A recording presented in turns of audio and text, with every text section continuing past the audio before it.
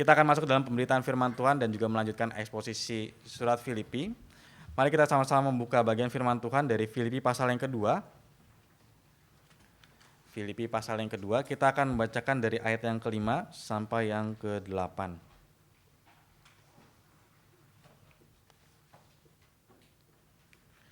Filipi pasal yang kedua, ayat 5 sampai ke-8, kita akan bacakan ke seluruh bagian ini dari ayat 5 sampai 8 bersama-sama. Mari kita sama-sama membacakan Filipi pasal yang kedua ayat 5 sampai ke-8. 2, 3. Hendaklah kamu dalam hidupmu bersama menaruh pikiran dan perasaan yang terdapat juga dalam Kristus Yesus, yang walaupun dalam rupa Allah tidak menganggap kesetaraan dengan Allah itu sebagai milik yang harus dipertahankan, melainkan telah mengosongkan dirinya sendiri dan mengambil rupa seorang hamba, dan menjadi sama dengan manusia. Dan dalam keadaan sebagai manusia, telah merendahkan dirinya dan taat sampai mati, bahkan sampai mati di kayu salib. Mari kita sama-sama berdoa, kita minta tuntunan Tuhan, dan juga kita minta firman-Nya boleh memberkati kita semua dan juga mentransformasi hati kita. Mari kita sama-sama tundukkan kepala, kita berdoa. Tuhan Bapa dalam surga, kami sekali lagi bersyukur ya Tuhan, Engkau mengundang kami masuk ke dalam ibadah-Mu.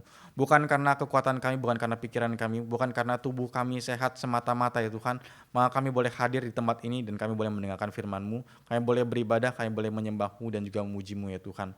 Ada orang-orang banyak di luar sana yang masih belum mengenal Engkau, tetapi Engkau boleh menganugerahkan karunia-Mu dan juga anugerah-Mu kepada kami, sehingga kami boleh hadir mendekat kepadamu. Siapakah kami Tuhan, manusia yang penuh dengan kelemahan dan juga keberdosaan ini, sehingga boleh Engkau panggil masuk ke dalam ibadah-Mu yang kudus, masuk ke dalam hadirat-Mu yang kudus dan juga boleh mendengarkan firman-Mu. Tetapi ya Tuhan, ketika kami boleh mendapatkan undangan ini, maka biarlah kami boleh mendapatkan hati dan juga pikiran yang terfokus kepada seluruh hati-Mu yang Engkau akan beritakan pada pagi hari ini. Tuhan, biar kiranya Engkau boleh pimpin kami, ubahkanlah hati kami sehingga hati kami tidak menjadi keras. Biar kiranya hati kami tidak membuat kami tertipu akan diri kami sendiri dan terus-menerus berfokus kepada diri kami. Tapi biar kiranya kami boleh memiliki pikiran dan juga perasaan seperti Kristus, yang memiliki hati untuk berkorban dan juga merendahkan diri bagi kepentingan yang lainnya. Tuntun kami ya Tuhan, dan biarkan Engkau juga boleh tuntun hamba-Mu ini dalam menyampaikan segala kebenaran firman Tuhan. Biar kiranya isi hati-Mu boleh tersampaikan kepada jemaat pada hari ini, sehingga umat-Mu boleh dibangunkan dan juga gereja-Mu boleh menjadi gereja yang berkenan di hadapan-Mu. Terima kasih ya Tuhan, di dalam nama Tuhan Yesus kami minta berdoa. Amin. Ya saudara sekalian, ketika kita membaca bagian surat Filipi ini, maka melanjutkan dengan pembahasan yang kemarin yang sudah dibahas oleh Ibu Lita, akan ada unsur kesatuan yang sedang dituju oleh Paulus kepada jemaat di Filipi. Memang ini isu yang akan terus kita bahas ya di dalam surat Filipi ini. Ada tekanan besar tentang kesatuan jemaat. Tetapi bagaimana kesatuan jemaat itu bisa tercapai? Ada nasihat-nasihat dari Paulus. Ya, hendaklah ada kasih mesra, ada belas kasihan, sempurnakanlah sukacitaku ini. Jangan mencari kepentingan sendiri atau pujian yang sia-sia. Hendaklah kamu rendah hati, menganggap seorang yang lebih tinggi daripada yang lain. Tetapi setelah Paulus memberikan penjelasan ini, saudara sekalian, Paulus memberikan suatu fondasi dasar yang luar biasa penting yang menjadi dasar etika kehidupan seorang Kristen. Apa itu dasar etika kehidupan seorang Kristen? Salah satunya adalah tentang kerendahan hati. Dan bagaimana memiliki kerendahan hati? Kerendahan hati tidak bisa dicapai hanya dengan keinginan diri sendiri, saya mau jadi rendah hati. Ini akan sulit dicapai. Lalu bagaimana mencapainya? Maka pertama-tama harus ada perubahan pola pikir. Perubahan pola pikir harus dituju terlebih dahulu untuk mencapai kerendahan hati. Karena kerendahan hati sulit dicapai jika seseorang hanya berlandaskan keinginan diri sendiri untuk rendah hati, tanpa ada contoh, tanpa ada perubahan pola pikir. Meniru orang berlaku rendah hati saja itu tidak cukup untuk mengubah hatinya menjadi rendah hati. Saya ambil contoh ya saudara sekalian ya. Ketika Petrus berhadapan dengan Tuhan Yesus, ketika Tuhan Yesus menyeka kaki dari murid-muridnya, Petrus berkata, Tuhan, mengapa engkau membasuh kakiku? Harusnya tidak usah. Lalu Tuhan katakan, Petrus, kalau kamu tidak dibasuh, maka kamu tidak akan mendapatkan bagian. Lalu Petrus mengatakan, wah Tuhan, kalau begitu jangan kakiku, seluruhnya aja kau basahi, kau basuh. Saudara sekalian, awalnya seperti Petrus itu merendah. Tuhan, janganlah, aku nggak layak. Tapi ketika Tuhan mengatakan, kalau kamu tidak dibasuh kakinya, kamu tidak akan dapatkan bagian dariku. Wah, dia langsung berbalik. Oh, kalau begitu semuanya saja.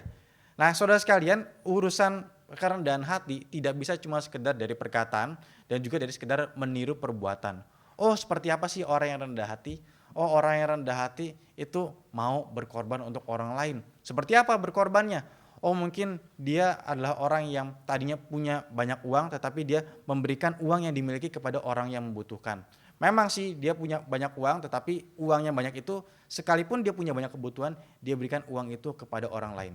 Oh, begitu ya. Kalau gitu saya coba ikuti. Tetapi ikutnya itu belum tentu dihasilkan dari hati yang sungguh-sungguh ingin rendah hati. Maka perlu ada perubahan pola pikir. Dan perubahan pola pikir seperti apa? Yang dituju di sini, perubahan pola pikir berdasarkan melihat kepada Kristus.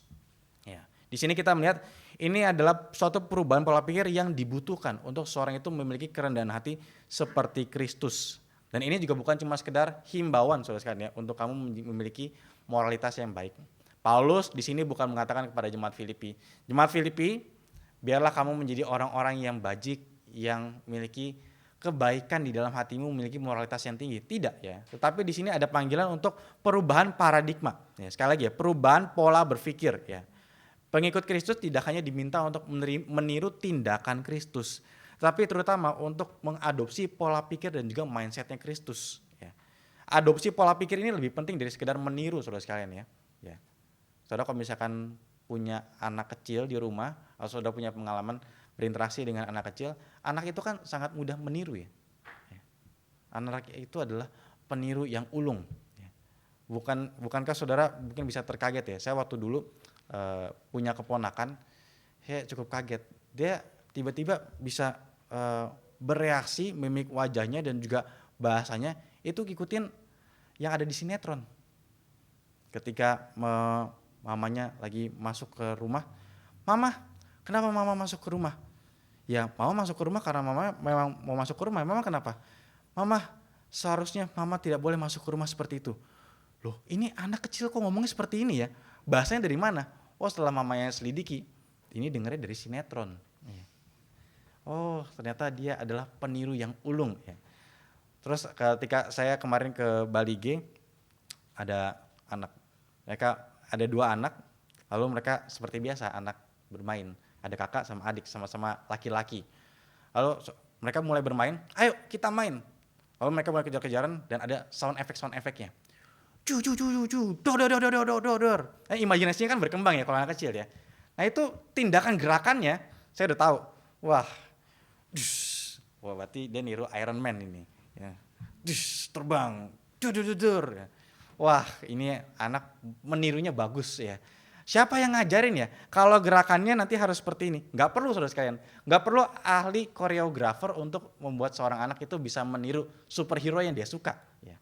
Nggak perlu saudara sekalian. Tetapi saudara sekalian ketika dia meniru, entah dia meniru tokoh di sinetron, dia meniru superhero-nya, kita kan bisa coba tanya ya, kamu niru itu kenapa? Ya, biasa jawabannya adalah karena mereka mungkin nggak bisa jawab. Ya dalam hatinya mungkin karena suka, karena terpapar, akhirnya secara tidak langsung dia melakukannya. Maka ini adalah bentuk peniruan tetapi tanpa perubahan pola pikir. Sedangkan ada orang yang berubah karena perubahan pola pikir, saudara sekalian. Perubahan pola pikir. Ya. Saudara sekalian, saya bisa bertindak melayani di gereja. Ya, saya ini jadi seorang yang cukup aktif di dalam kekristenan itu bahkan dari SMP, saudara sekalian ya. Ketika saya di SMP lalu masuk ke sekolah, ada persekutuan doa di sekolah dan saya diajak ikut. Dari sana saya mulai aktif pelayanan. Tetapi saudara sekalian, aktif pelayanan di sekolah ataupun di gereja belum tentu kadang pola pikir saya adalah saya harus memuliakan nama Tuhan dan juga melayani sesama. Lalu kalau bukan seperti itu pola pikirnya apa? Bukan yang namanya pelayanan adalah tujuannya untuk melayani Tuhan dan sesama. Iya betul. Tapi untuk seorang anak remaja yang terpapar dengan komunitas yang asik, di dalam komunitas Kristen yang sepertinya seru, punya kebersamaan, punya kehangatan, saya bisa tertarik untuk aktif karena ingin diperhatikan, karena ingin aktualisasi diri, ingin diterima. Dan itu terjadi saudara sekalian. Ya itulah salah satu yang saya lakukan ketika masa remaja saya. Dan bersyukur Tuhan pimpin satu demi satu sehingga ada terjadi perubahan pola pikir. Yang tadinya hanya meniru bagaimana melayani tanpa tahu esensinya. Tetapi akhirnya saya meniru sambil ada terjadi perubahan pola pikir. Oh ternyata hidup itu untuk Tuhan ya. Terutama ketika saya masuk gereja reform. Tekanan terhadap pelayanan dan juga hidup untuk Tuhan itu sangat besar. Hendaklah hidupmu bukan berpusat pada dirimu sendiri, tapi berpusat kepada Tuhan. Wah, langsung ada perubahan pola pikir, ada paradigma yang berubah. Tindakan saya juga akhirnya lebih berubah lagi. Ya, hati saya sudah diubahkan terlebih dahulu, pola pikir saya diubahkan, maka tindakan saya itu juga berubah. Nah, di dalam bagian ini ada tindakan yang diharapkan berubah, ada sikap dan juga tindakan yang Paulus sedang harapkan berubah oleh jemaatnya. Yaitu apa? Tentang kesatuan jemaat, tentang konflik, tentang hati yang terus mementingkan diri sendiri. Nah, ini bagaimana berubahnya? Maka yang pertama-tama, kalau saya cuma sekedar kasih kata-kata praktis, menurut Paulus ini tidak akan cukup. Perlu ada fondasi dasar dan juga perlu ada contoh. Nah, siapa fondasi dasarnya? Siapa contohnya? Itu adalah Kristus. Nah, saudara sekalian, kita nanti akan mendalami bagaimana Kristus melakukan kenosis dan juga inkarnasi ya, yang menjadi model dan juga paradigma cara kita seharusnya berpikir bagaimana menjadi seorang Kristen dan juga berelasi dengan sesama. Di dalam bagian ini kita melihat bahwa kesatuan jemaat itu hanya terjadi jika setiap individu itu melepaskan haknya untuk kepentingan orang lain. Sama seperti Kristus yang akhirnya melepaskan haknya. Nanti di dalam ayat yang ke-6 kita mendapati yang walaupun dalam rupa Allah tidak menganggap kesetaraan dengan Allah itu sebagai milik yang harus dipertahankan. Dia mengosongkan dirinya, mengambil rupa seorang hamba dan juga menjadi manusia. Terus sekarang ada hak yang Kristus miliki, tetapi dia lepaskan hak itu untuk siapa? Untuk kepentingan umat manusia. Dan ini yang Paulus harapkan. Hendaklah kamu menjadi orang-orang yang tidak konflik satu dengan yang lainnya. Dengan cara apa? Memiliki kesatuan. Bagaimana mencapai kesatuan? Hanya kalau kamu mau melepaskan hakmu demi kepentingan orang lain. Ini kunci dari kesatuan jemaat. Saudara sekalian, seperti apa sih jemaat itu bisa bersatu dan juga bisa solid? Oh, mungkin ada strategi-strategi yang bisa dilakukan oleh gereja. Dan banyak gereja adopsi hal ini. Bagaimana gereja itu bisa bertumbuh, berkembang, dan juga bersatu? Caranya adalah perbanyak ramah tamah. Perbanyak acara kebersamaan.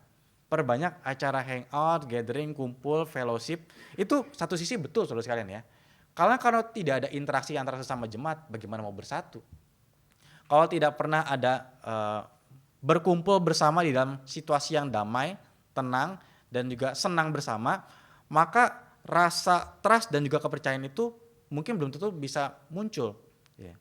Tetapi saudara sekalian, kesatuan jemaat yang paling penting bukan dimulai dari ramah tamah saudara sekalian. Tetapi di sini kesatuan jemaat yang Paulus katakan, kalau kamu mau jadi jemaat yang bersatu, kalau kamu mau menjadi jemaat yang solid, hendaklah kamu sama seperti Kristus yang mau melepaskan haknya demi kepentingan orang lain. Tetapi adakah ini di antara jemaat Emery Pontianak? Atau kita masih sibuk dengan kepentingan kita sendiri? Seperti apa sih saudara sekalian orang yang mementingkan haknya sendiri dan tidak mementingkan kepentingan orang lain? Itu adalah contohnya jelas sekali, orang-orang yang egois, yang hanya mementingkan kepentingan diri sendiri. Ketika ada orang yang membutuhkan bantuan, gak peduli. Dan saya sangat bersyukur saudara sekalian bahwa PIC yang saya tunjuk ini tidak seperti itu. Saya memperhatikan bahwa PIC di Bengkayang, di Singkawang, di Pontianak maupun di Sungai Pinyu, mereka masing-masing berkolaborasi. Bukan cuma sekedar mementingkan tempat saya sendiri, tetapi tempat lain juga kalau saya bisa bantu, saya akan bantu. Ada kesulitan, saya juga kalau bisa sharing, saya akan sharing. Dan ini saya sangat harapkan bisa terjadi juga di dalam gereja ini. Salah satu caranya adalah berinisiatif saudara sekalian. Apa yang saya bisa bantu. Tapi seringkali orang itu hanya berpikir tentang urusan saya aja. Dan ini bisa berlaku di mana-mana tempat saudara sekalian. Di rumah, seorang istri bisa hanya berfokus kepada apa yang jadi pergumulan dia saja. Oh, saya udah capek ngurus anak, saya udah capek ngurusin rumah tangga, mesti masak dan lain-lain. Kamu gak pernah pedulin saya, kamu gak pernah perhatiin saya. Lalu suaminya baru pulang kerja, juga capek kerja. Tapi bisa berlaku juga hal sebaliknya. Yang suaminya cuma pikirin kerjaan, gak pernah perhatiin anak, gak pernah mau berelasi sama istri, gak pernah peka akan kebutuhan istri. Kenapa? Karena terus fokus pikirkan kepentingan diri sendiri. Begitu juga anak saudara sekalian ya. Ya seorang anak pun remaja, pemuda juga bisa memiliki pikiran yang sama. Yang penting itu apa sih? Yang penting aku happy, aku dapat entertainment, aku bisa bermain sepuasnya. Urusan mama, papa ada kesulitan apa, mau kesulitan bekerjaan di apa, lalu kesulitan di rumah seperti apa, aku gak peduli. Ini bukan bentuk orang yang punya kerendahan hati yang bisa mementingkan kepentingan orang lain saudara sekalian. Memang proses ini gak gampang saudara sekalian ya. Proses ini memang tidak gampang. Ya, beberapa kali kan saya menggunakan contoh. Terutama contoh dulu diri saya sendiri ya. Kalau lagi main game terus sekalian ya, ada game-game itu jenis-jenis yang bisa ditinggal, ada yang enggak. Ya. Untuk anak-anak remaja dan juga anak laki-laki yang sudah pemuda mungkin sangat tahu hal ini. Ada game yang bisa di-pause, ada game yang nggak bisa di-pause. Ya. Begitu juga sebenarnya kalau drama juga gitu kan saudara sekalian. Oh kalau sekarang lebih gampang, lebih banyak yang bisa di-pause. Kalau dulu acara TV nggak bisa di-pause. Mau stasiun TV lagi siarkan sinetron apa, bentar saya mau ke toilet, pause dulu. Nggak bisa, dia akan terus jalan saudara sekalian. Tapi kalau sekarang kan nonton misalkan di platform streaming, saudara mau ke toilet dulu, saudara mau angkat telepon dulu, saudara bisa pause ya.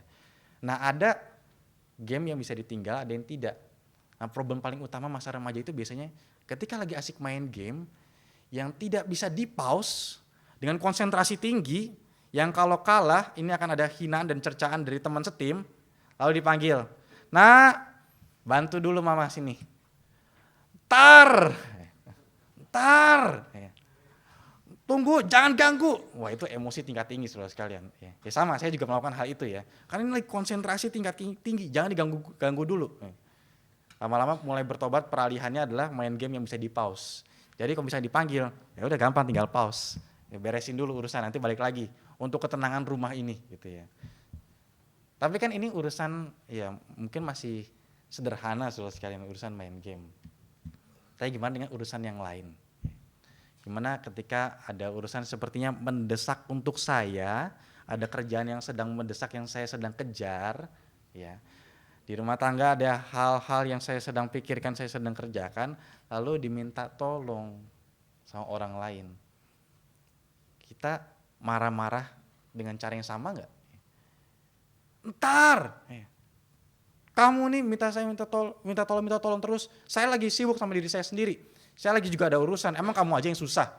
Ya. Emang satu waktu ada saudara sekalian, waktunya kita ini sangat susah dengan urusan saya sendiri, dengan urusan kita sendiri. Tetapi saudara sekalian, adakah kita betul-betul memberikan waktu untuk orang-orang di sekitar kita? Kalau enggak saudara sekalian, kita enggak memiliki kesatuan hati dan kesatuan pikiran dan perasaan dengan Kristus. Ini adalah bentuk orang yang mementingkan dirinya sendiri. Ya. Orang yang egois, yang hanya memikirkan diri sendiri, dan bukan cuma sekedar itu. Kalau perlu jangan saya yang perhatiannya ditarik untuk orang lain. Jangan saya yang harus berkorban bagi orang lain. Justru orang lain yang berkorban untuk saya. Waktunya dia dipakai untuk kepentingannya saya. Waktunya dia dan juga tenaganya dia, uangnya dia dipakai untuk kepentingannya saya. Siapa yang perlu dipenuhi? Saya. Nah itu bukan seperti itu. Kan kalau dengan punya sifat seperti itu, ya gampang konflik. Gampang konflik. Saudara mau cari konflik paling gampang adalah saudara egois saja jadi orang. Saudara cuma pikir diri sendiri aja. Konflik deh. Pasti ada konflik. Ya. Cepat atau lambat pasti ada konflik. Kalau cuma mementingkan diri sendiri. Dan orang yang mementingkan diri sendiri kan nggak menarik saudara sekalian ya. Sama sekali nggak menarik. Ya. Jangankan untuk membawa orang pada Kristus. Di dalam kesatuan jemaat juga akhirnya terpecah. Karena ada orang-orang yang mementingkan dirinya sendiri. Ya. Maka di sini saudara sekalian, kesatuan jemaat hanya bisa terjadi kalau masing-masing mau melepaskan haknya. Dan saya bersyukur bisa melihat ada kesatuan jemaat di sini dan juga saya harapkan ini bisa terus dijaga saudara sekalian ya. Dan kita lanjutkan lagi di dalam ayat yang kelima ini kita mendapati bahwa ada perkataan pernyataan bahwa hendaklah kamu dalam hidupmu bersama. Di sini ada penekanan tentang hidup bersama ya. Berarti saudara sekalian setiap orang itu bertanggung jawab ya. Karena dan bertanggung jawab di dalam komunitas ya. Seruan ini untuk masing-masing melepaskan haknya dan juga rendah hati, mementingkan orang lain, ini bukan dilakukan sendiri tanpa orang lain. Tapi ini dilakukan di tengah-tengah komunitas. Ya. Di tengah circle, saudara sekalian, di tengah lingkaran-lingkaran relasi yang ada di sekitar kita. Ini perintah bukan cuma sekedar untuk antara saya dengan Tuhan. Tetapi justru ini adalah perintah untuk saya dan sesama saya, di sekitar saya. Bagaimana saya dengan keluarga saya, bagaimana saya dengan rekan kerja saya, bagaimana saya dengan sesama jemaat Tuhan, sama dengan rekan pelayanan, bagaimana saya dengan pasangan, bagaimana saya dengan anak, bagaimana saya dengan orang tua. Ya, semua kena saudara sekalian ya. Setiap orang bertanggung jawab mengembannya di dalam kehidupan komunitas. Ya. Pikiran yang aku harapkan ini adalah pikiran Tuhan di dalam konteks inkarnasi, ya. Dan inkarnasi Kristus spiritnya diadopsi, dipakai di dalam relasinya dengan sesama. Karena disinilah dikatakan, hendaklah kamu dalam hidupmu bersama. Ya. Hendaklah kamu dalam hidupmu bersama. Dan disinilah ada pernyataan yang terdapat juga dalam Kristus Yesus. Pikiran dan perasaan yang terdapat di dalam Kristus Yesus. Ya. Sebenarnya sederhana saudara sekalian. Apa yang sedang dituju oleh Paulus di sini? Sederhananya adalah kamu satu pikiran dan perasaan seperti Kristus.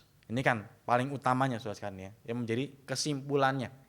Tetapi permasalahannya, banyak orang kan pikiran dan perasaannya enggak seperti Kristus, tapi seperti yang lain-lain. Seperti yang lain-lain. Ya. Dan banyak sekali godaan-godaan dari dunia yang menarik kita, menawan kita untuk kita ikut sama bukan pikiran dan perasaan seperti Kristus, tapi seperti dunia. Ya, nanti kita akan dalami lebih dalam lagi saudara sekalian, ya. Kita sekarang lanjutkan dulu ke dalam ayat yang ke-6. Saya bacakan sekali lagi. Yang walaupun dalam rupa Allah tidak menganggap kesetaraan dengan Allah itu sebagai milik yang harus dipertahankan, melainkan telah mengosongkan dirinya sendiri. Itu dalam ayat yang ke-7, ya. Nah, kita sedikit coba perhatikan dengan saksama, yaitu di dalam perkataan yang walaupun dalam rupa Allah. Nah, saudara sekalian, ini satu bagian yang begitu penting di dalam ayat yang ke-6 sampai yang ke-11 nanti, ya. Dalam ayat 6 sampai 11 ini menjadi dasar teologi dan juga doktrin di dalam kristologi. Ya, di dalam teologi kristologi ini menjadi bagian yang kunci sebagai dalam pembahasan tentang natur Kristus. Nah, saudara sekalian, ketika membahas tentang bagian ini, saya sangat teringat dengan apa yang Pendeta Henry Ongko sampaikan dan juga ajak berpikir ketika di kelas. Ya.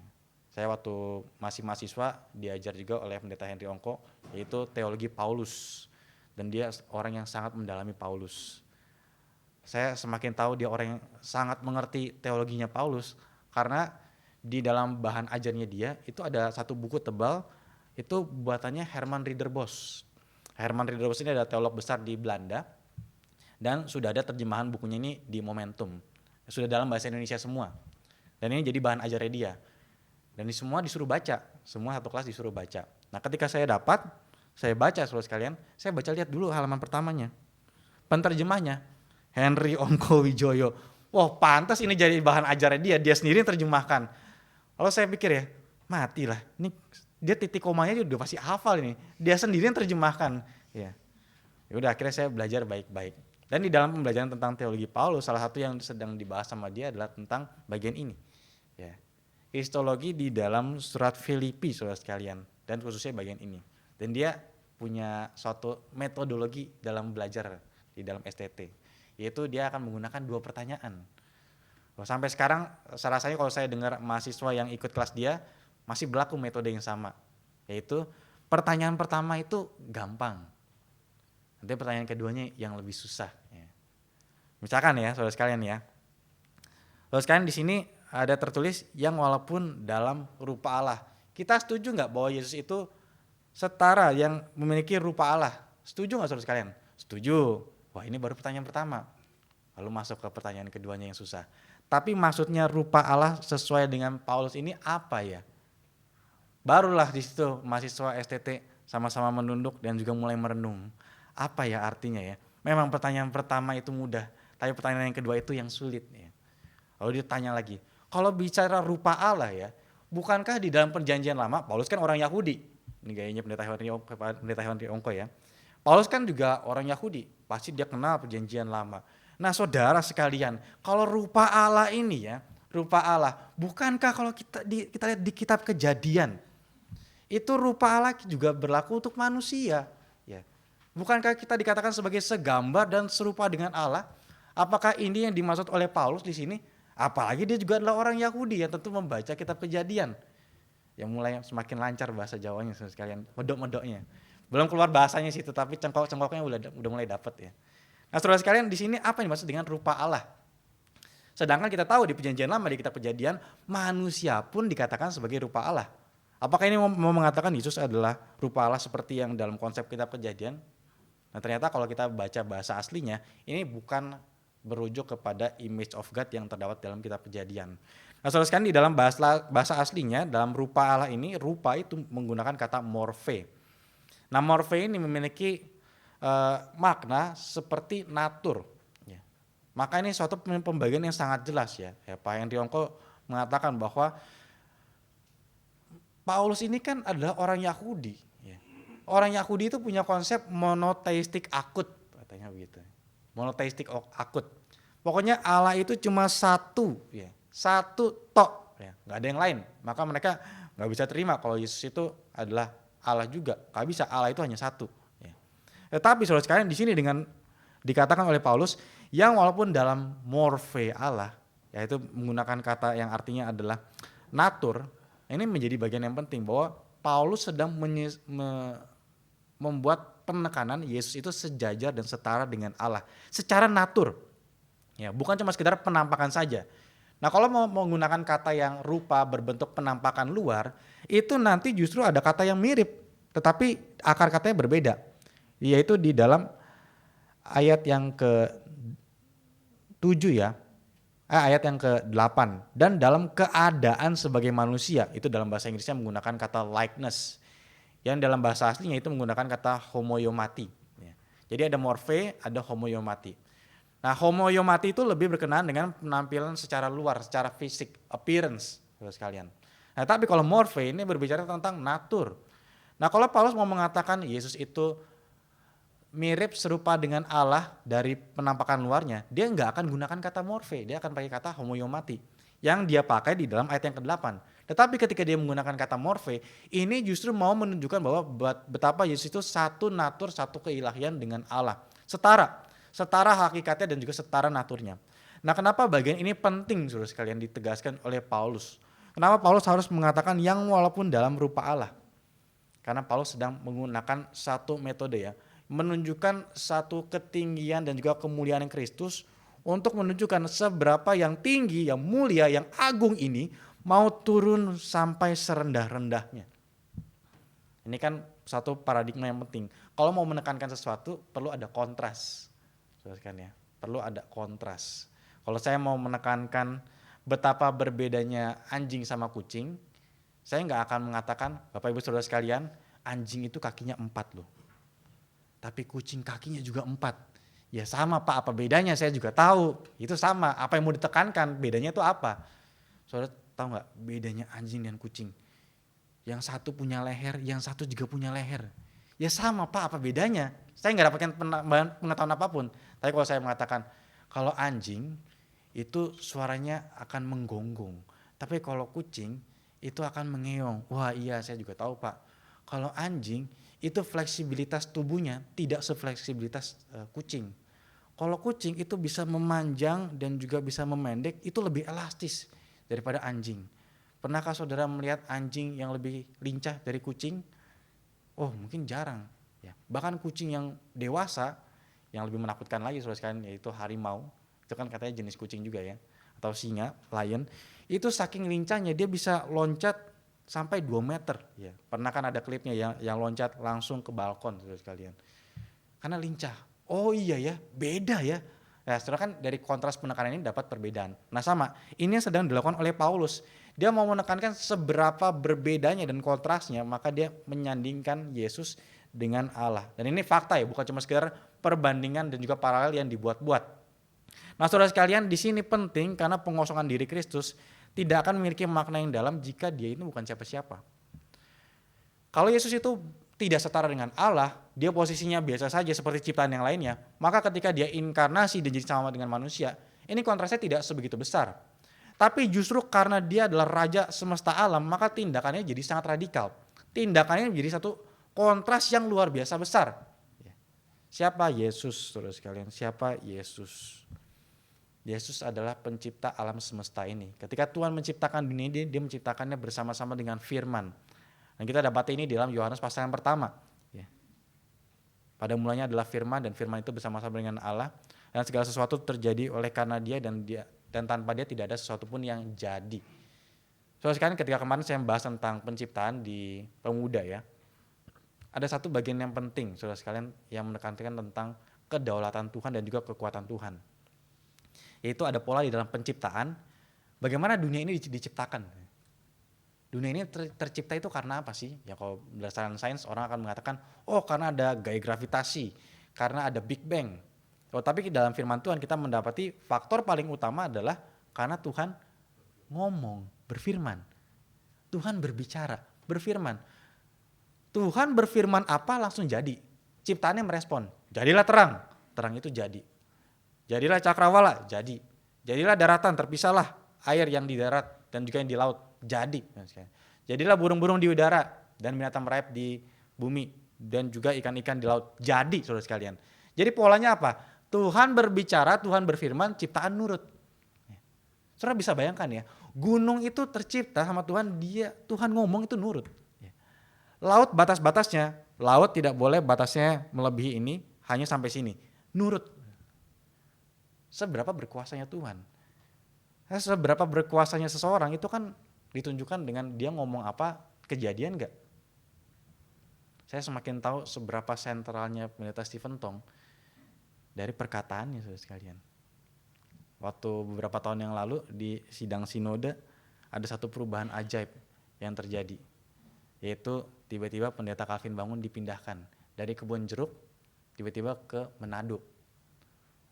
Saya tetapkan Pendeta Calvin Bangun akan melayani di MRI Manado. Wah, semua langsung gempar saudara sekalian. Kenapa? Karena nggak ada isunya apapun, ya. Nggak ada isu apapun, nggak pernah ada pembicaraan. Biasanya kalau mau dipindahkan, minimal orang-orang Dewan Konsistori itu tahu, DPD itu tahu, ya. Orang-orang di sinode itu tahu. Tapi pada kali itu mereka nggak ada yang tahu. Dan Pak Tom mengambil keputusan di situ. Dan akhirnya apakah jadi? Jadi. Ya, Pak Calvin Bangun langsung pindah. Lalu waktu mau makan malam di sidang sinode saya tanya sama Pak Calvin, Pak, selamat ya Pak akan dipindah. Bapak udah tahu sebelumnya? Wah, saya nggak tahu. Saya baru tahu ya tadi. Ya. Ini langsung ada badai nih. Saya mesti pikir kayak gimana. Tadi saya ngajar di SKC, tapi saya mesti pindah. Ini ada badai tiba-tiba. Dia dulu sih ada lah kabar angin sepoi-sepoi. Tapi tiba-tiba badainya sekarang gitu. Ya. Kenapa terjadi saudara sekalian ya? Terjadi ya karena Pak Tong bersabda, berfirman. Ya. Coba saya yang ngomong. Mana ada saudara sekalian, mana ada ya. Tetapi kita semua kan punya bagiannya masing-masing ya. Dan seberapa berotoritas seseorang ditunjukkan dari firmannya ngomong apa dan jadi. Sama seperti pemerintah kita. Mau minta semua atap jadi genteng, bentar lagi jadi saudara sekalian. Ya. Karena apa? Karena dia yang punya kekuasaan. Nah saudara, Tuhan kita itu siapa? Tuhan kita ini yang ciptakan semua, yang semuanya itu nurut sama Tuhan. Tapi luar biasanya di kitab Kejadian, semua ciptaan nurut, ada satu yang gak nurut. Siapa itu? Manusia, saudara dan saya. Nah saudara sekalian, yang nurut, yang semua ciptaan ini nurut kepada Dia, Raja segala raja, itu turun ke dalam dunia mengosongkan dirinya. Bahkan di sini nanti kita dapat ya, Dia taat sampai mati. Yang harusnya tadi semuanya nurut, justru Dia jadi yang nurut. Wah, ini bukannya lebih besar lagi saudara sekalian ya. Inkarnasi yang dilakukan oleh Kristus, kerendahan hati yang dimiliki oleh Kristus. Ya, seberapa Dia taat ya. Di sini kita melihat bahwa Kristus tidak menggunakan hak keilahiannya untuk kepentingan pribadinya atau untuk menghilangkan penderitaan, menghindari penderitaan, tapi Dia justru mau turun ke dalam dunia untuk menjadi sama dengan manusia, untuk menyelamatkan kita dan juga untuk mengembalikan kemuliaan bagi Allah Bapa. Nah kita lanjutkan lagi di dalam ayat yang ke-7 saudara sekalian ya. Melainkan telah mengosongkan dirinya sendiri dan mengambil rupa seorang hamba dan menjadi sama dengan manusia. Nah ini salah satu hal yang perlu diklarifikasi saudara sekalian ya. Ada teolog-teolog yang berpendapat, teolog-teolog yang liberal saudara sekalian ya. Ada yang mengatakan bahwa ketika Kristus itu inkarnasi, apakah Dia di bumi ini adalah Allah? Ketika Kristus ada di bumi, Dia Allah nggak saudara sekalian? Iya, kok ragu yang lain ya? Kalau dia bukan, kalau saudara ragu, saya juga sepertinya perlu meragukan membership saudara dan juga perlu katekisasi ulang. Ya, kita sama-sama iya dan amin kalau Kristus di bumi, Dia 100% Allah dan juga 100% manusia. Nah, tapi pertanyaannya, ini artinya mengosongkan dirinya itu apa gitu ya. Nah saya pun adalah produk dari GRI dan juga saya dikatekisasi. Dulu ketika saya ikut dikatekisasi, Pendeta Jethro mengatakan ya, bahwa keunikan dari inkarnasi Kristus adalah Dia mengosongkan diri dengan menambah. Ini biasanya beda ya kan ya, kalau misalnya kita mengosongkan ruangan, misalkan ruangan ini mau dikosongkan, ya semua yang di dalam ini kan dihilangkan gitu ya, dikurangi. Tapi Kristus dia mengosongkan diri dengan cara menambah. Loh kok bisa? Iya dia dengan menambah natur manusia. Ketika dia mengambil rupa seorang hamba menjadi sama seperti manusia, dia mengosongkan keilahiannya, tapi bukan mengosongkan berarti keilahiannya hilang begitu ya. Tetapi dia tidak akses itu saudara sekalian. Dia tidak akses keilahiannya, kuasanya, kemahatauannya. Itu dia tidak akses saudara sekalian. Ya, seringkali kita berpikir ya Kristus sih bisa ya karena kan dia Allah. Dia kan lakukan mujizat. Nah mujizat-mujizat yang dilakukan oleh Kristus itu karena dia dipenuhi oleh Roh Kudus. Bukan semata-mata karena dia akses keilahiannya. Dia 100% Allah? Iya. Dia 100% manusia? Iya. Dia lakukan mujizat? Apakah karena dia 100% Allah? Bukan, karena dia dipenuhi oleh Roh Kudus. Ya, keilahiannya tidak hilang tapi dia tidak akses kemampuan itu. Nah, beberapa waktu yang lalu saya juga membawakan firman Tuhan di dalam persekutuan doa di GRI Karawaci, membahas tentang bagaimana Yesus itu di bait Allah. Ketika dia 12 tahun, dia di bait suci belajar. Lalu kan ada drama ya, orang tuanya cari dia. Nah, saudara sekalian, ketika di situ apa yang dilakukan oleh Kristus? Dia sedang bertanya jawab, mendengarkan dan juga belajar di bait suci. Dan waktu itu orang-orang juga kaget dengan kemampuan berpikir dari Kristus pada saat itu. Dan dia semakin besar di dalam hikmatnya dan juga semakin disukai dan juga semakin berkenan di hadapan Tuhan dan juga manusia. Ini tercatat di dalam Injil Lukas.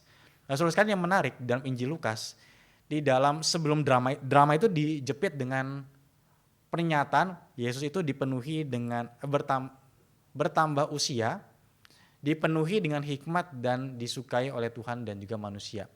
Sudah dikatakan dipenuhi oleh hikmat dan juga dipenuhi dengan cinta kasih dari Tuhan. Tetapi di bagian setelah dramanya ditambahkan lagi semakin bertambah besar, semakin berhikmat dan juga semakin disukai di hadapan Tuhan dan juga manusia. Ada kata semakin, berarti ini ada progres. Ada progres di dalam diri Kristus, di dalam pertambahan pengetahuannya, di dalam pertambahan hikmatnya. Ini mau menunjukkan bagaimana Kristus itu betul-betul menjadi manusia. Dan disinilah kita mendapati pengosongan diri Kristus atau kenosis itu bukan pengurangan, tapi penambahan. Kristus tidak berhenti menjadi Allah, dia tidak membuang keilahiannya, justru dia mengosongkan diri dengan cara mengambil rupa seorang hamba. Ya. Dan ini ada kontras yang tajam saudara sekalian ya. Dari morpheteo, yaitu dalam rupa Allah, menjadi morphedoulou, rupa budak. Kontras saudara sekalian ya. Dari natur ilahi, natur Allah, setara dengan natur Allah, sekarang setara dengan natur hamba. Wah ini dahsyat saudara sekalian. Yang tadinya semua nurut, sekarang dia menjadi seorang hamba yang dia harus nurut. Bahkan dia harus turut orang tuanya. Itu dalam Injil Lukas itu saudara sekalian ya. Di dalam drama itu, ketika di bagian akhir, ketika Tuhan Yesus sudah mengatakan, tidakkah engkau tahu aku harus tinggal di dalam rumah Bapakku? Tapi kemudian dia pulang bersama-sama dengan orang tuanya kembali ke kampung halaman dan dia berada di dalam asuhan orang tuanya. Itu dalam terjemahan LAI. Terjemahan ESV-nya itu lebih mensoroti aspek ketaatannya. Bukan asuhan yang dipakai, tetapi submission. Ketertundukan, ketaatan kepada orang tua. Padahal dia adalah Allah dan dia sadar relasi dia adalah, saya adalah anak kepada Bapa di surga, tetapi dia tetap taat dalam kehidupannya sebagai seorang anak dari Yusuf dan Maria.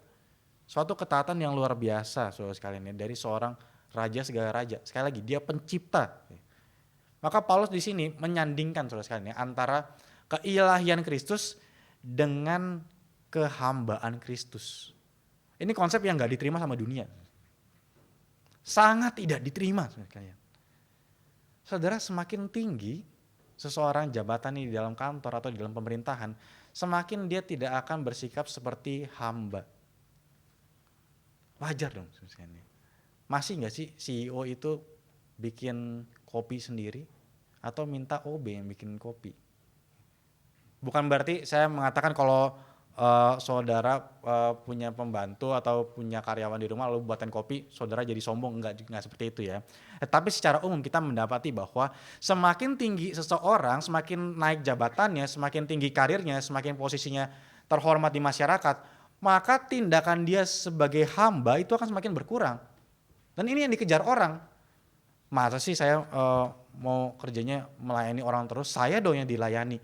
Ya. Masa sih saya terus mau menerus seperti ini, saya harus naik dong, orang lain yang akan layani saya. Nah saudara sekalian, tapi di sini kita mendapati Kristus yang penuh dengan keilahian, dia mengambil rupa seorang hamba, menjadi seorang pelayan. Dalam dunia kita ini gak kompatibel saudara sekalian, sama sekali gak kompatibel. Dan saya menarik ya, saya suka sekali sama pendeta David ketika dia berkhotbah atau menyampaikan sharing, sekali waktu dia menyampaikan sharing. Dia mengatakan bahwa kalau kamu punya tugas sendiri, kamu bertanggung jawab dengan tugasmu itu. Kalau ada hal yang kamu bisa kerjakan sendiri, jangan serta-merta langsung minta orang lain untuk kerjakan. Salah satunya apa saudara sekalian? Dia kan pengajar ya. Dia pengajar. Dia kalau mengajar di CIT, dia bisa kan pakai papan tulis. Setelah dia pakai papan tulis, nah ini salah satu yang saya pelajari dari dia. Ketika dia sudah tulis banyak di papan tulis, tulisannya sudah banyak, dia nggak minta mahasiswa untuk hapus. Dia yang hapus sendiri. Dia sendiri, dia bilang dia belajar dari dosen atau profesor dia, entah di Westminster atau di kampus sebelumnya ya, PhD dia yang pertama. Dia itu ketika ada rapat, profesornya tulis minutes meeting sendiri, notulen rapat sendiri. Ini kan biasa jarang ya.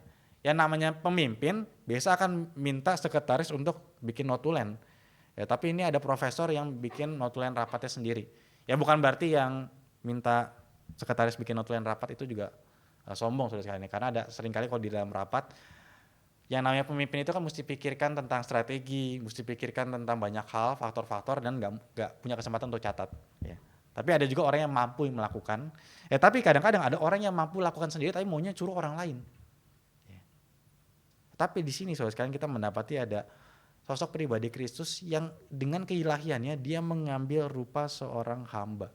Keilahian dengan divinity and servanthood itu compatible. Dan ini kan yang ditawarkan oleh Kristus. Hendaklah kamu saling melayani. Siapakah yang terbesar di dalam kerajaan surga? Apakah yang terbesar dalam kerajaan surga itu adalah yang ongkang-ongkang kaki, saudara sekalian? Yang gak lakukan pekerjaan apapun lagi. Tapi ini gambaran yang ditawarkan dalam dunia. Bukankah kita diajak, saudara sekalian ya?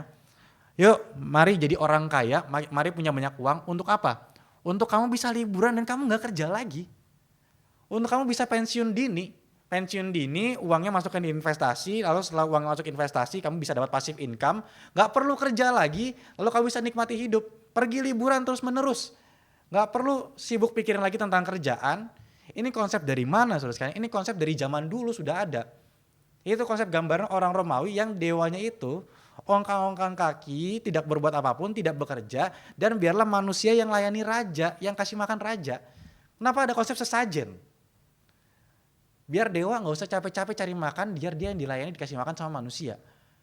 Dan banyak manusia yang pikir cara hidupnya dan tujuan hidupnya itu untuk apa? Saya naik ke posisi tertentu supaya nanti orang lain yang kasih makan saya dan layani saya. Saya gak perlu pelayanan lagi, saya gak perlu melayani orang, gak perlu. Gak cocok untuk kehidupan saya dan juga target hidup saya.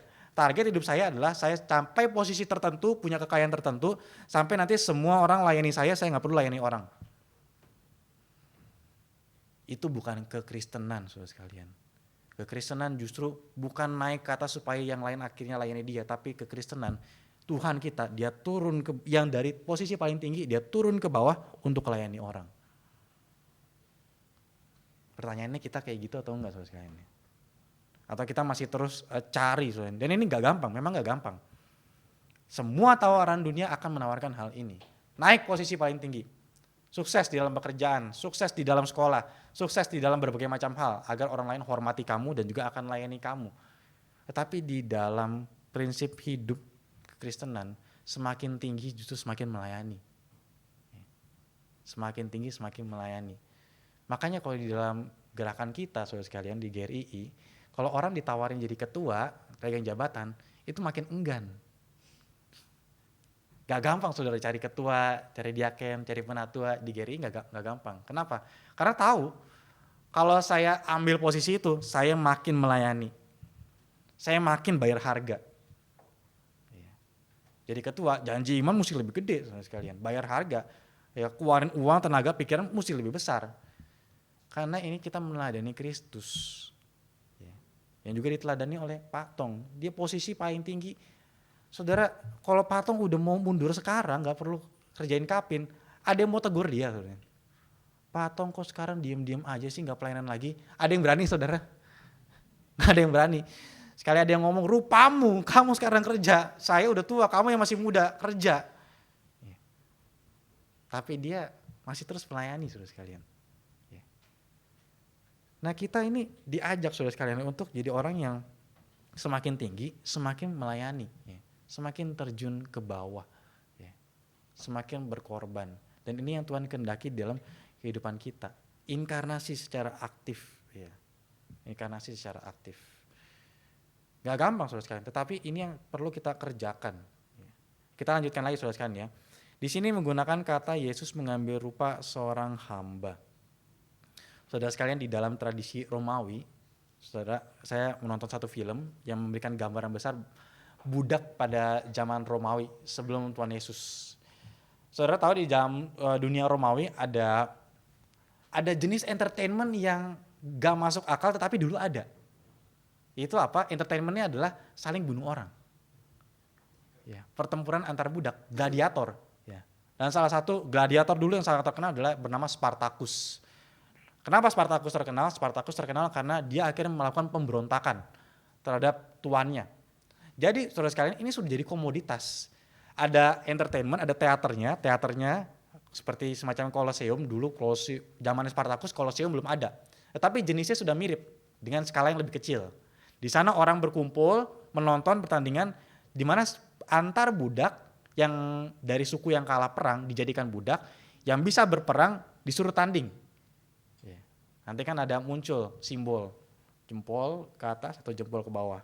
Kalau ke bawah yang kalah itu dibunuh, dimatikan.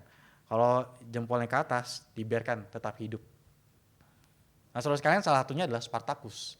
Dan Spartacus ini tadinya tadinya dia orang bebas, lalu sukunya kalah perang, ditindas, lalu ditawan, dibawa, lalu diperjualbelikan.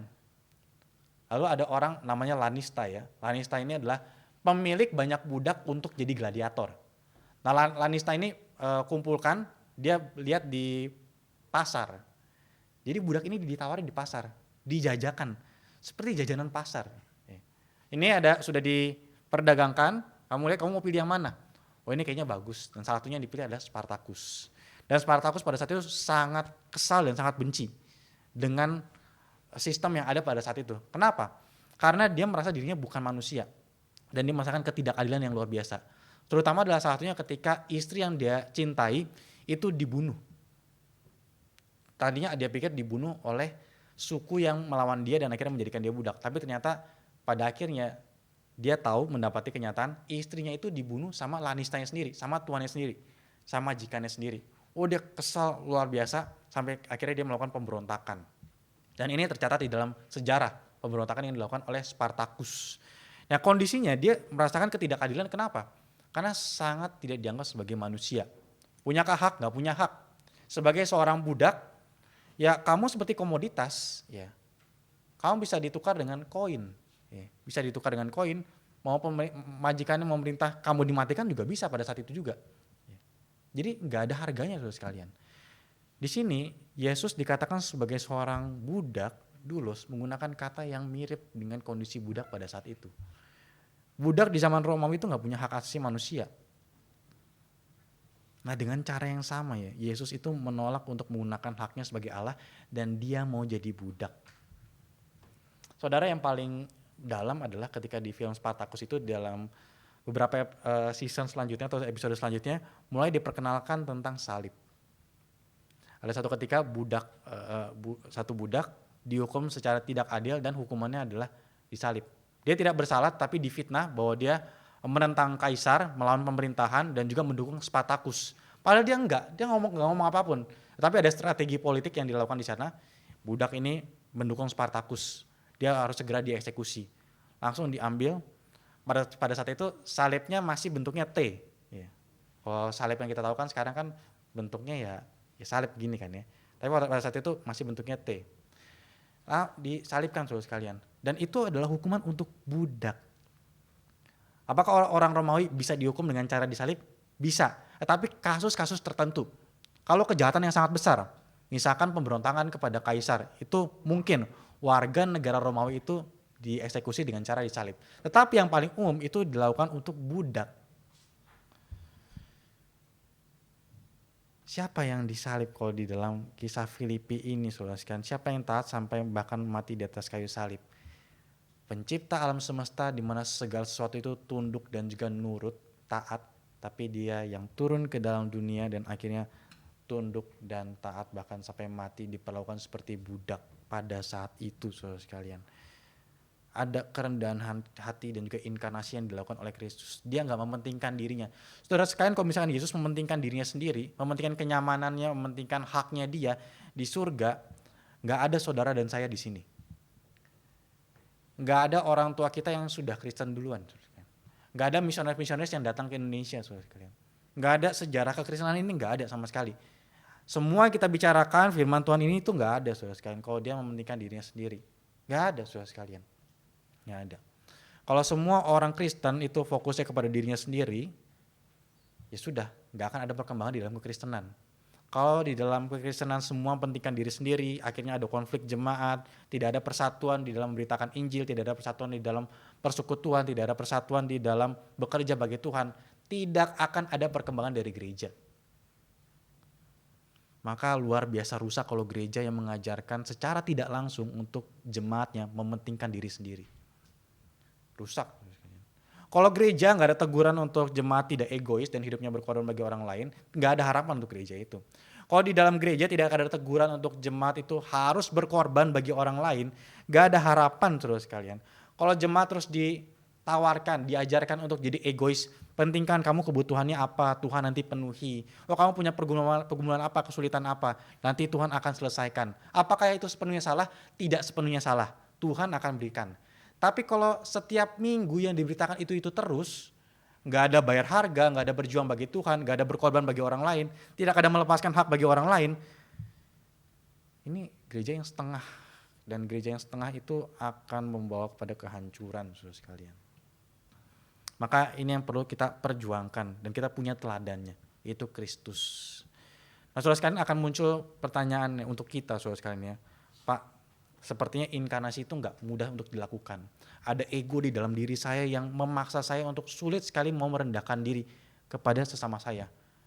Saudara, merendahkan diri itu untuk kepada orang yang asing itu lebih gampang saudara sekalian. Kalau saudara ketemu sama orang asing di luar, atau saya lah, ketemu sama hamba Tuhan yang baru, saya akan dengan sopan meminta dengan baik-baik. Apalagi kalau saya punya kepentingan. Saya punya kepentingan harus sopan kepada yang saya temui. Kalau sama orang serumah gimana? Orang serumah yang saudara semenyebalkan apapun, saudara akan tetap hidup sama dia. Sama teman sekantor ya saudara mau menyebalkan, mau marah-marah, saudara akan tetap di sana, nggak akan keluar. Relasi saudara sama bawahan saudara misalkan. Saudara mau keras, ya yang dipecat dia kalau misalkan nggak nurut. Gimana saudara sekalian? Adakah kerendahan hati? Adakah kita mementingkan kepentingan orang lain itu lebih dulu? Gak gampang saudara sekalian. Tetapi kita mendapatkan satu cara yang baik yang bisa menolong kita. Ya, ini saya kutip dari Frank Tillman. Frank Tillman di dalam tafsirannya mengutip C.S. Lewis di dalam Mere Christianity. Dia mengatakan bahwa untuk melakukan hal yang rasanya sangat sulit ini, kita bisa melakukan suatu tindakan yang dinamakan bermain peran, role play. Saudara tahu bermain peran atau role play ini biasa akan sangat digunakan di dalam dunia drama ya. Ketika saya masih SMA, pernah ada tugas bahasa Indonesia, yaitu adalah main drama.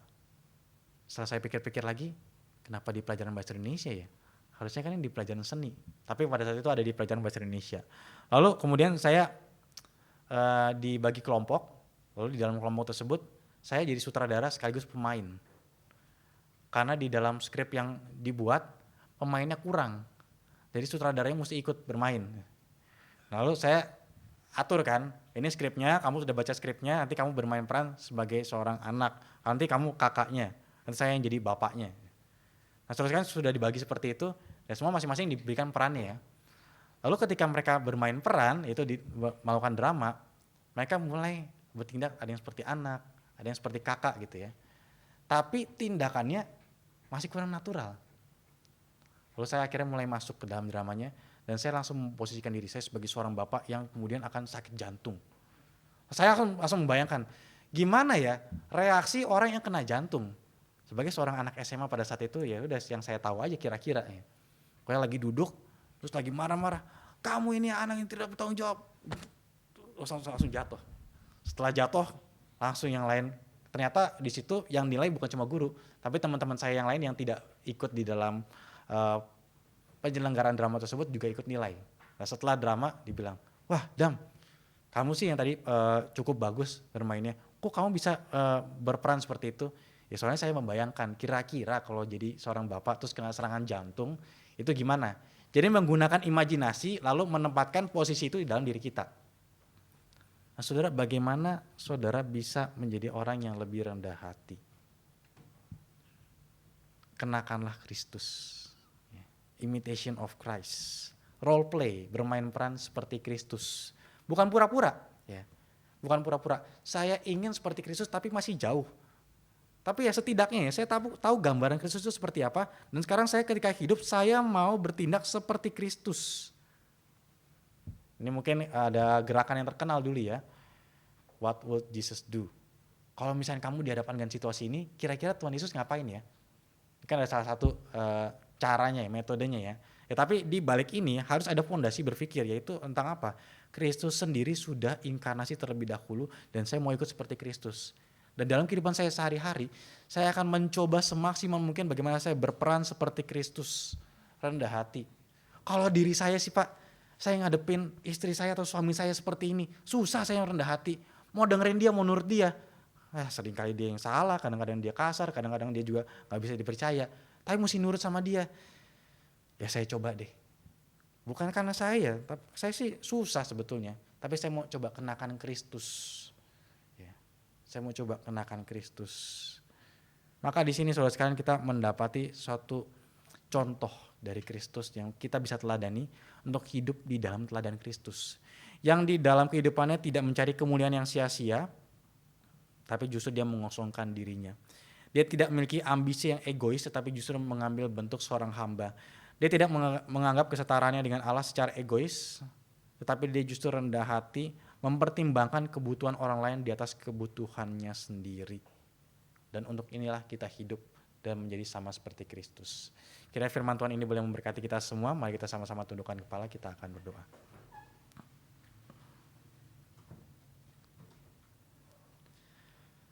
Tuhan Bapa dalam surga, kami sekali lagi mengucap syukur ya Tuhan untuk suatu teladan hidup, untuk suatu pekerjaan Tuhan yang sudah Kau lakukan terlebih dahulu kepada kami.